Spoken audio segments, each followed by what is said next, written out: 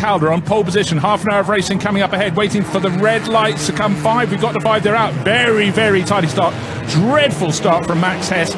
Well, he was third. He's down in about 4th, 5th, maybe even 6th position as they go down to the first corner. But it's the Honda in front. Mike Calder has got his nose in front. If there's going to be problems at the first corner, well, it could be Anti-Burry going down the inside, but they've got to be careful, got to be safe. They've got through the first corner. Mid-pack, where they're 3 or 4 abreast, they've behaved well, but 23 off and out. That's not good at all for Sebastian Steibel. So there was one faller, frustrating for Steibel. He was starting down on the 11th row.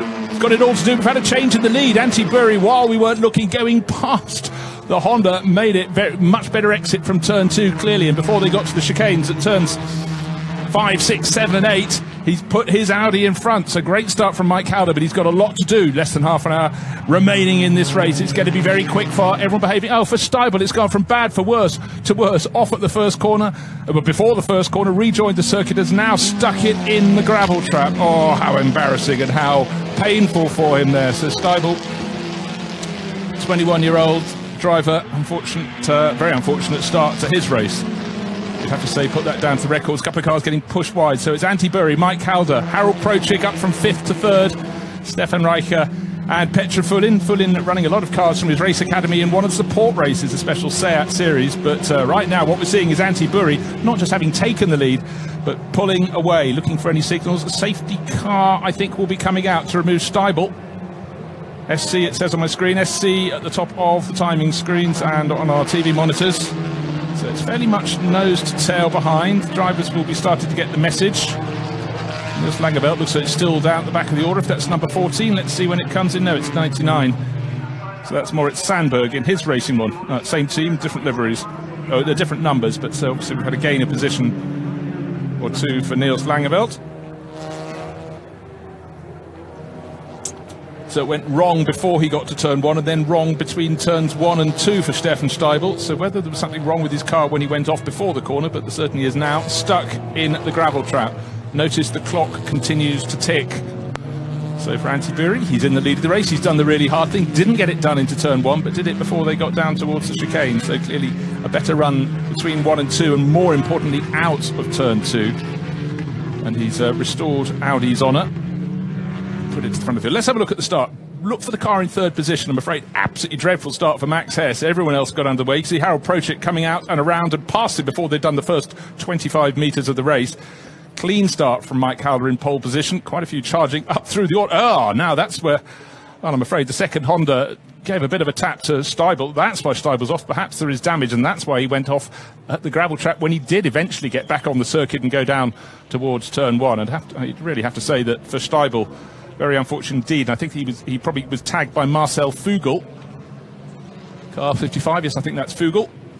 One of the local drivers, again, just across the border, born in Chemnitz, as was his brother. Now, great shot. We can see how poor it was for Max Hess. Thank you very much for the camera work there. Camera on board with Harold Prochik in his Opel, and you can see how, in fact, Mike Calder came right across the nose of Anti-Burry to say, I'm going to be taking the line into turn 1. Then Burry, the finish racer, thought, oh, let's look. No, I won't. I'll be safe. I'll be gentle. So there are the first 3 going through. Now let's see how Burry got ahead. He's behind out of turn 2. He got the power down slightly sooner and just, got the job done. And it is about how early you dare to put the power down when you come out of turn 2. In all the sessions we've seen people putting the power down too quickly and losing tractions. They're still over the curbing, but what an exit, a sort of later entry, earlier exit there for Anti-Burry, and the Finnish veteran just powers past Calder. Oh dear, now you can see exactly why the car as it ran down. This is Steibel. He's been hit at the start, hadn't even got to the start line, and once he got down to turn 1, he had no chance of controlling that. Broken rear suspension, broken on both sides, as you can see. So I'm afraid, clearly, once he rejoined the circuit, possibly with a bit of a red mist, having been put off, Steibel just thought, right, let's get going again, and then must have realised when he went down to turn 1 that turning could be a problem, and so it proved. Safety car still out, so Anti-Burry, another replay showing there was no chance at all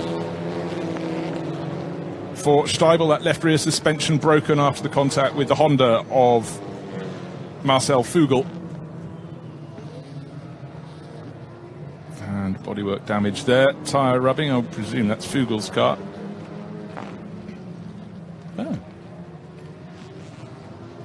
So I didn't realise that had been thrown into the mix as well, and that's Dominic Fugel. So both Fugels in trouble. Marcel Fugel had the contact, and then Dominic Fugel losing a wheel from his ADAC Saxon car, sister car to the pole-starting Mike Halder's Honda. But not so much losing the wheel, but losing the tyre. Look on board, the start taken through the windscreen of Max Kreuser's VW. Clearly not a good one. Good placement of camera. This is where we see Steibel trying to avoid the Honda that was going past him and clipping Marcel Fugel. Draw your own conclusions as to who was to blame for that, but unfortunately that's why we have the safety car. Again, through the windscreen of Benjamin Leuchter's VW, you can see just how tight it is through turns 1 and 2. Again, jockeying for position as the middle order tries to get the power down. So Steibel's car now being winched up.